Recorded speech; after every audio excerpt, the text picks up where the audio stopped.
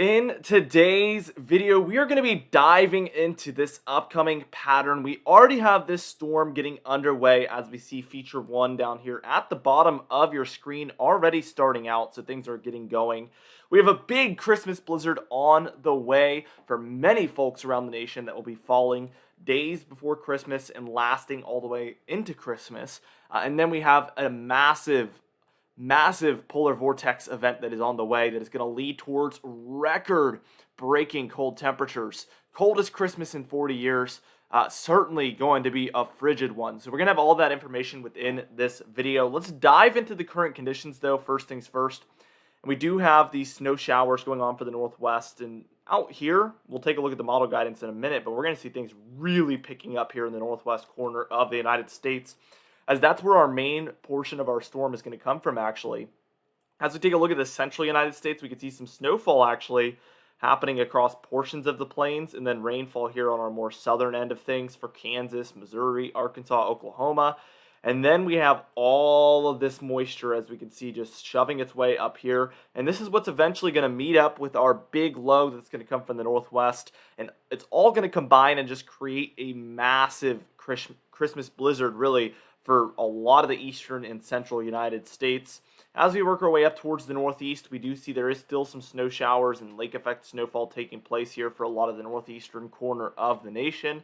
We can even see that near, I would say, Syracuse, north of Syracuse here, we do see very heavy banding with this lake effect snowfall taking place in here for Pulaski, Boonville. All of these areas in here are seeing an extremely heavy band of lake effect snowfall that looks like it's been continuing on for at least 4 hours, certainly accumulating quickly out there.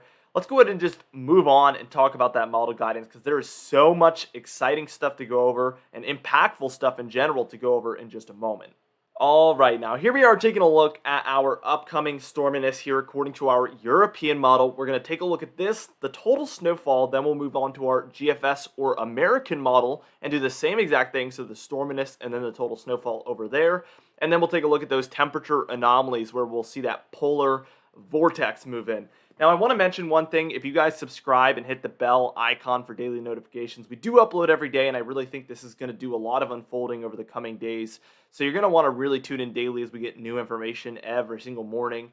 We'll keep you guys up to date with the latest on this storm and that polar vortex, so I highly recommend doing that. Let's keep going now, and we see that this feature down here that we saw a second ago on the current conditions is starting to build into the more central Gulf of Mexico coast here. So these areas here in particular, that's by tomorrow morning time frame, and by tomorrow evening what we will see is that feature number 2 really starting out, and this is the main feature, actually, number 2 up here.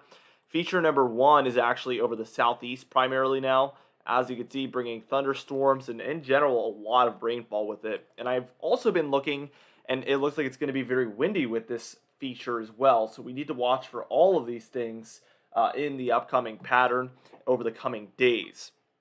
Now, as we reach into Wednesday afternoon, what we see is feature number 1 kind of splits, and we've been taking a look at this for a while.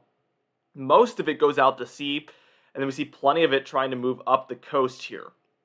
It's this portion here that we really want to watch for, because that's what's going to lead towards impacts for us. We do see that the main portion of the storm here is moving in towards the Rockies, the northern plains here, with moderate to heavy snowfall for many different states here, but it really hasn't developed quite yet. Now, as we reach towards about Thursday afternoon here, December 22nd, what we end up seeing is heavy snowfall here along the plains, the upper Midwest, the Great Lakes, and then some portions of the interior northeastern United States are seeing some snowfall as well. We have our low located here, and this is bringing a warm front and a cold front underneath, and what we're seeing is a lot of rainfall on the eastern end because of this warm front feature. Now, what we were taking a look at earlier last week was the primary low being located off the coast, in which case the cold front would be down here, the warm front would be here, and that would mean snowfall for everywhere west and north of that warm front. But again, now the warm front is here, so that's why we see rainfall here on our eastern end for most areas, that is. It's probably actually here because we're seeing snowfall here to the north of it. Now, as we just move on a couple of hours, we see this low bombing out, a 995 millibar low pressure center now. It's bombed out from where it was. We see moderate to heavy snowfall now, primarily for Wisconsin, Michigan, Illinois, Missouri, Indiana, Kentucky, Tennessee, Arkansas. And I really think there's a lot more to see here. I think we're going to see over the coming days some trends in either the eastern or southern direction. I think that's a big chance as well. This is the most extreme western trend over the last few days that I have ever seen on model guidance. And we're kind of just riding this roller coaster as forecasters because we can't really control what the models show.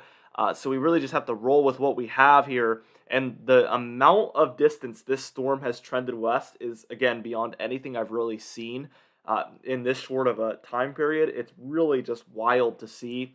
We could tell that the warm front is now located about there, and your cold front is located underneath right here. And what that's going to do, again, warm front here, cold front here, is the cold air is diving in, especially south of that low, and that's creating snowfall all the way down south for states like Mississippi, Arkansas, Tennessee. Very interesting places to see snowfall. But then you're seeing rainfall for portions of Michigan, New York, Massachusetts on that eastern end. As we continue this on, we see that cold front really advances far, and that's going to be a big player as well because we start to see snowfall for states like Ohio, West Virginia, Kentucky, Tennessee, the Appalachian Mountain Range, especially the southern ones in general. So we see this cold front kind of elongating out. If we were to look at the jet stream, it's actually doing like an S right here, as you can see. Very interesting to see this, and that's caused by this extremely protruding cold front and then this kinked warm front here that we see that is really tucked in there. That's what's creating this S shape. So that's allowing for this warm air to really work its way in like this. And then we have a lot of cold air working around here. So we can tell this storm is probably rotating a lot as well as it's dived to a 980 millibar low pressure center there between Ohio and Michigan. Very interesting and very extreme solution here. We do see it move far eastward as a 969 millibar low pressure center now. We're seeing plenty of snowfall over the Ohio Valley, Great Lakes, and Northeast at this point. We still have this warm front on the eastern end causing rainfall for New England, as you can see, but frigid temperatures reaching the East Coast by this point in most of the more mid-Atlantic areas by Friday afternoon. And then by Saturday afternoon, what we will see is some leftover Great Lakes snowfall taking place. That's going to be Christmas Eve, and by that evening, things should be basically very quiet. We do have a jet stream that looks like this, so that polar vortex is going to be fully working its way in by this point. We will take a look at that towards the end of the video, like I mentioned. Now, the total snowfall, if this was to occur like this, would be like this. In the grays, the dusting, if anything, blues 2 to 6 inches of snowfall, purple 6 to 10, pinks 10 to 20, which, as we can see, takes over at least 10 states here across the upper Midwest, Great Lakes, Ohio Valley, and Northeast there. And in the pastel blues, we see 20 to 25 inches of snowfall, which we see a lot near the Great Lakes. And we even see those pastel pinks indicating 35 to 48 inches plus there. So clearly extreme amounts of snowfall there for multiple different states. As this looks to be a major blizzard for different states, especially as that low pressure system is bombing out. Absolutely extreme scenario we're seeing take place here. Now, the GFS model plays out pretty similarly. We see the storm begin to develop here across the Central Plains, bringing heavy snowfall there to states like Kansas, Nebraska, Iowa, Missouri. This is all by Thursday afternoon, the 22nd here. We see it really coming together here by Friday morning. On the 23rd is a 986 millibar low pressure center. We see a lot of snowfall throughout all of these areas. And the interesting thing is it's, again, doing this S. So we're seeing this on different models here. The jet stream is literally moving like this, a very, very extreme S there. And we see the cold front underneath, the warm front here in that kinked look there. Very, very interesting. And severe weather cannot be ruled out along the eastern seaboard as that cold front rolls in. That's another thing I've been thinking about as we see the warm air and storms surging northward and then that cold front following behind. I think a lot of thunderstorm activity is going to be involved here. So an extreme storm overall. We see the snowfall by the time we're reaching very early on Christmas Eve morning. We see a 975 over the northern tip of Michigan there, and we see heavy snowfall for all of the surrounding states here, a very extreme scenario. As we move forward, we see that comes to an end by the time we're reaching that night of Christmas Eve, just like we saw on that European model. Now, the total snowfall, according to the GFS here, would look like this. The grays adjusting, if anything, blues 2 to 6 inches of snowfall, purple 6 to 10, pinks 10 to 20, which again takes over at least 10 plus states here. We see the pastel blues are going to be primarily 20 to 30 inches of snowfall, and then those pastel pinks in there, like we see for Michigan, Wisconsin, portions of Iowa as well, that is going to be 35 to 48 inches plus. Again, seeing a major blizzard showing up here on our GFS model as well. And we've kind of stood true with this. I think we've been talking about this storm for 6 or 7 days now. The primary thing we've always said is that we know there will be a very major snowstorm. That is almost a certainty. I've been saying that for 6 or 7 days. The question was always location, and I did not expect it to move this much. But with weather like this and the models, I never rule anything out. So, this was never out of the question for it to move this much. Although it is very extreme, I will say, we still see a major storm just like I always thought would be happening. That still is on course to happen here. Now let's take a look at those temperatures because this has not changed at all. We do still expect the extreme polar vortex to move in regardless of all these changes we've seen with the storminess. We do see a brief warm up obviously ahead of the storm here. So your storm is probably somewhere in here at this point. Again, warm front extending up, and that's what's causing this surge of warm air up the eastern United States. But we can clearly see this cold front swinging underneath here, and this is creating extreme temperature differences around this area here. Certainly severe weather, like I mentioned, will be possible out ahead of that cold front as we go from probably 60s and 70s down to like 30s and 20s in the matter of an hour or so. So this is going to be an extreme change in temperatures. And we see that this fully moves in by Christmas Eve day, which we've been saying again also for 6 or 7 days that this would be the coldest day. And sure enough, it still appears to be that way. Anywhere in the lighter blues and on the outside here, so pretty much nobody in the eastern United States is even in these because it's offshore. But this is going to be 1 to 10 degrees below normal. Your greens will be 10 to 15 degrees below whatever your normal temperature is. Those blues within the greens, they're almost a purplish shade there, will be 15 to 25 degrees below whatever your normal temperature is. And then the magentas will be 25 to 35 degrees, whatever your normal temperature is, below that temperature that is normal for you. So that is going to be a very extreme departure from what's typical. If your average low temperature was 25, well, you're at 0 degrees.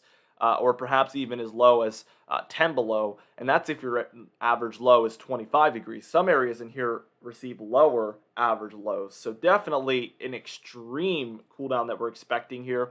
And as we can see, this lasts all the way through Christmas Day here as well for the eastern United States. Then the 26th will be cold, but not quite as cold. 27th, same story there, all the way into the 28th, and then we start to see this disintegration of this cool down here. And then I think right here is where the European ensemble model that we're taking a look at here gets a little bit confused, where it shows torch from coast to coast. Perhaps I'm wrong, but usually we don't see this coast to coast warm temperatures, so it'll be cold likely on one half.